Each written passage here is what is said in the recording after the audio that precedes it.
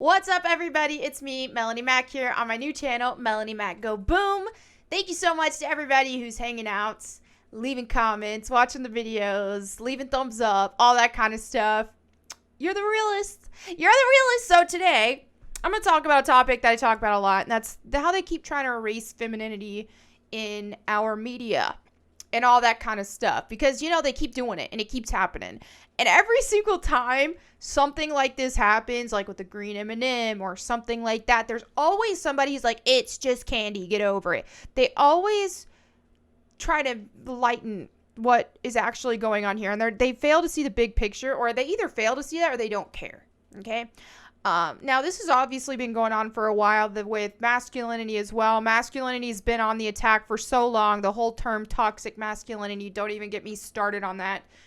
Masculinity is not toxic, and whenever they use toxic masculinity, it just makes me want to facepalm so freaking hard. Because, dude, if somebody is toxic, that's not inherently masculine. If they're trying to be masculine or trying to be alpha or whatever, and they're not actually achieving that, because a true masculine would not act like that. So there's just so many issues with this, the whole concept. But I could go on a tangent about that, but we got another topic at hand here. And I will touch a little bit on that, but okay, let's talk Valkyrie from Thor: Love and Thunder, the movie coming up. They're let's look at this. So people have discovered from the Lego set, her name, King Valkyrie. They're calling her King now. Because, yeah, apparently you empower women by making them more manly. I guess that's the thing. And King, which is a masculine, which is a how you refer to a man, a royalty. Yeah. Yeah. Let's go ahead and read this article. Call her King Valkyrie from here on out. A new Thor: Love and Thunder Lego set was unveiled first thing Monday morning, officially revealing the new name for Tessa Thompson's character in the Marvel Cinematic Universe after Thor left her with the reins to New Asgard following Avengers Endgame. She'll henceforth be known as King Valkyrie in the MCU, beginning with Thor: Love and Thunder. Because, you can't be powerful and feminine. Women have to be masculine to be powerful now, apparently. That's the new rule. The idea of King Valkyrie isn't necessarily entirely new, as Thompson has teased as much in previous interviews. This would, however, be the first time the character has officially been referred to as that title. And it looks like she says here, I can tease that she's definitely King of New Asgard when we find her, Thompson revealed last year. And as was the case in the last 4, I would say that she's part of an adventure that involved Thor, in the sense that it's called Thor: Love and Thunder. And I'd say there's some cool stuff going on. We have some new characters. We have some folks potentially from our pockets of the MCU. Of course, because they're more concerned with the Marvel movies now of adding all these cameos than they are just sticking to the characters' stories. And that's getting on my nerves too, because, yeah. And then we have some folks maybe that we've seen before, she says. Earlier this year, Thompson seemingly revealed new powers her character would display in the film, before quickly backing off and clarifying her stance. She has weird skills, to be honest. She can sense when someone is close to death, and she takes them into Valhalla, which is essentially the afterlife. She told the magazine she can revive people, but when she revives people, sometimes she ends up in their body. It's a weird thing. It can be quite erotic. And then she has superhuman strength and is essentially God. Okay. Yeah. So this is what they do. They Mary Sue these female characters and they make them more masculine. And they make them more masculine and then they Mary Sue them and make them completely, yeah, I don't know. Then this dude says this makes zero sense. Same as on Star Trek or cop shows. Calling women in power, sir. Queen and ma'am are just as powerful and correct. Thank you. I don't understand so much support to remove a woman's stamp on her position of power and give it back to men by calling a woman king. Thank you. Thank you. By that logic, Thor Odinson can be called Queen of Asgard. That's what they would like, I swear. There's all kinds of things to unpack with this character in general. Now, I'm not going to claim to be some Valkyrie fan or even that versed in Thor in general. I've watched the MCU movies and that's the extent of it. Maybe played some Marvel games. But I'm not that versed in it. But to my knowledge and what I've seen, we've already gotten quite the stark difference here. I mean, she doesn't look Norse. I liked her enough in the movie, in Endgame. I did like her. I don't have an issue with her. But, I mean, for those who are fans, I can see why they would be frustrated with the obvious changes that were made in this case. But even so, okay, even so, going with a different actress, going with the race swap, all that kind of stuff, even so, why do they gotta make her armor just very basic, very take away any femininity? This is a very feminine looking character. She's very curvy. Her armor, very beautiful, very feminine. And then just this basic exoskeleton suit, which I don't know why that's a Marvel thing. They love their exoskeleton suits. And here, which I'm pretty sure, correct me if this is like fan art, but I'm pretty sure this is official. Look at this. You still got a powerful woman. She's got muscles. She's strong. But look at the armor. It's very feminine looking. It accentuates her curves. She can be both muscular, strong, and feminine at the same time. She's got the pigtails. This is very Norse looking, so it fits with the theme. The whole aesthetic here. There was no attempt here, at least that I'm catching on to. None. And even if you're going to use this actress, you can still work with her on this. But there was just no attempt at some faithfulness to the character. And people wonder why I just go so hard on Lara Croft and what they've been doing to her. It's because I don't want to see this happen to Lara Croft either. We've already seen it to some degree. We've already seen it to a big degree. I don't like it. Why can't they make new characters if they want to do this stuff? It just makes no sense. So you're just going to completely erase a character. Completely erase her. Make her more masculine. Completely change every little thing about her except her name, pretty much. And it's sad. In this case, luckily I'm not already a fan of her, so I can move on with my life, even though I don't like it. But they're trying to pull this stuff with all kinds of characters. And they're trying to do the same with Lara Croft. But for some reason, femininity is so looked down on. And it's not just femininity, it's masculinity as well. And like, don't even get me started, dude. Even with the Street Fighter stuff going on right now. The Capcom trailer shows wide Ryu. And you know, this is not supposed to be realistic by any means. We know that. But this aesthetic just makes him look very hyper powerful. Hyper masculine. An exaggeration. Okay? Street Fighter is not a realistic thing anyway. And then someone adjusted it, fixed it by making like him more narrow, which already this doesn't even look realistic to me. Not that this is, but doesn't claim to be. This looks like the shoulders, I don't know, they're not square. And when you lift weights and stuff, it helps make your shoulders more square. So it's like he's got slopey shoulders. Even though proportionally this is closer, like besides the massive head that they didn't adjust, this is closer to real life in terms of scale. But when it comes to the actual anatomy of it, the silhouette, all that kind of stuff, I don't know, it ain't working. And for some reason, people are so threatened by hypermasculinity and hyperfemininity. Nobody is saying that real people have to look like this. Just like nobody is saying real people have to look like this. It's a caricature, okay? That's what makes it fun. But this is where we're at. You gotta make men more feminine. And you gotta make women more masculine these days. That's what they're trying to do. So let's hope Capcom doesn't bend the knee on this. But that's a whole other topic. So, let me go ahead and read the comments of the day. I pulled from some of my videos. So this was from my video about the misinformation stuff. Steve says, Melanie Mac. Go roar!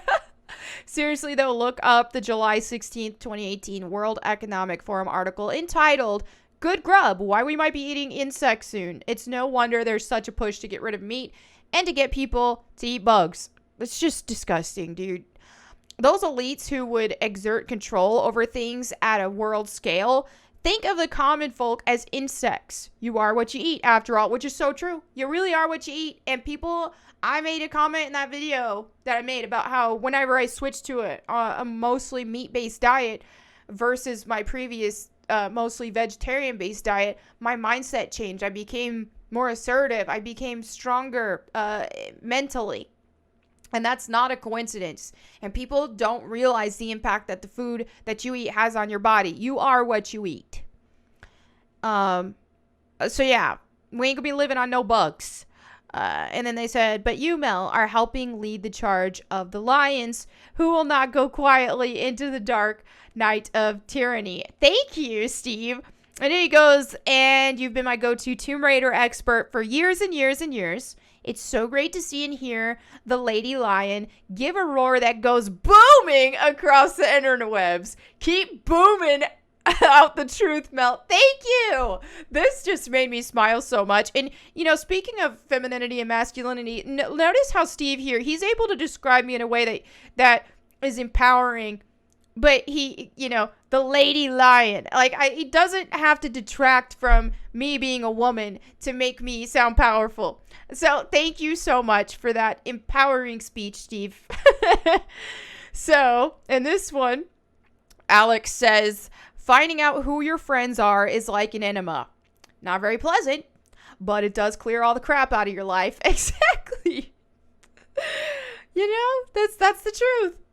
Eric says, regarding your indigenous heritage, colonization's main purpose was meant to get people to stop honoring their native ancestors. So, in order to defeat the trauma associated with colonization, we have to keep honoring our ancestors, regardless of what percentage we are or how dark our skin color is. Those SJWs that make you feel like you're not native enough are still being controlled and manipulated by colonization. That was the point. Exactly. And that's exactly what they're doing. They're trying to erase Native people. They erase anything that has anything to do with Native Americans. You see it in our mascots. You see it in everything. And those of us with Native heritage, they want to tell us we're not Native. And that just makes zero sense how purist they are. It's like they're so against mixed people, too. And mixed people aren't allowed to claim stuff either. We can't to them. They're all about purist and keeping the bloodlines as pure as possible. They've woked themselves into racism. It's disgusting. I don't even like talking about my heritage because of the racism, the outright racism that I keep hearing from the woke left. It's stupid. All right. The panda says, for cheat day food, have you thought about making your own version of tacos, pizza, etc.? Food from restaurants use very poor ingredients and lots of salt. Not to mention, and here's the thing, is salt isn't even inherently bad for you. I think the biggest problem when it comes to fast food or restaurants in general is the vegetable oils that they use, which is one of the worst things you can put in your body.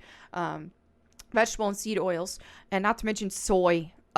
So every time I eat outside food, I feel very bad. But whenever I make the same food where I control my ingredients, I don't feel the same. The biggest difference was fried chicken. Made it at home with controlled, healthy ingredients. The outcome was not feeling bad, no headache, and felt very good afterward. Thank you for bringing this up. This stuff helps out a lot of people. Thank you, Panda. So yeah, I do absolutely agree with you on this, and I do this. Now, normally during the week, like 5 days a week, Monday through Friday, I'm keeping things like, that's when I'm more busy and stuff. I'm keeping things more simple. That's where I'll just like, I'll throw in like 2 pounds of ground chicken and ground beef, like a pound of each, throw them in the air fryer and get some sugar-free barbecue sauce on there and eat that. That's usually what I do Monday through Friday, just for the simplicity of it and for, I know I'm getting the nutrients that I want and all that kind of stuff. I know I'm hitting my macros that I want. Now, on the weekends, I am more relaxed, so I do make, like, keto versions of foods, like keto tacos, keto pizza, things like that, which does, it's more fun and a lot healthier than going out to a restaurant and eating these foods and having the negative side effects. And then with fried chicken, I've seen some keto versions that use, like, pork rinds as the breading, for example. So yeah, there's all kinds of stuff. And what I've found, and this is why I keep actual cheat days to such a minimum, is that you can make almost anything you can think of in a way that's going to be better for you and that's not going to leave you feeling sick afterward.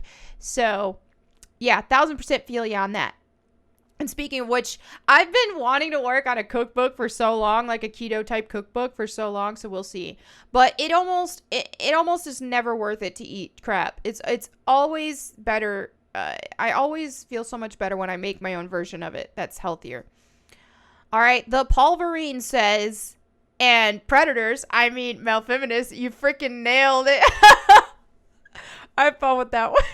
Here's the thing about male feminists is some people get really upset when I dunk on male feminists and call them predators and stuff. Well, let's be real. A huge chunk of them are. They just are.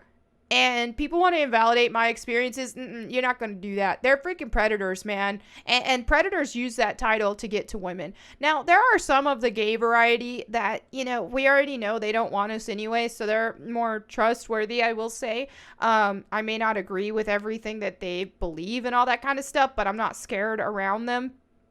But when it comes to straight male feminists, not all of them, but I'm just going to say a huge, massive chunk of them, they're predators, covert predators. Don't want to mess with that. Viperus says, if you notice the vast majority of the woke mob, they're white middle-class people. This majority also tends to be racist, sexist, and homophobic. The reason they claim all white people are racist is because they and their white friends are all racist. They refuse to listen to anyone outside of their mob, so all they see is white racist. And I'm just like, yes, this is exactly it. Gary says, the carnivore diet solves health issues I didn't know I had.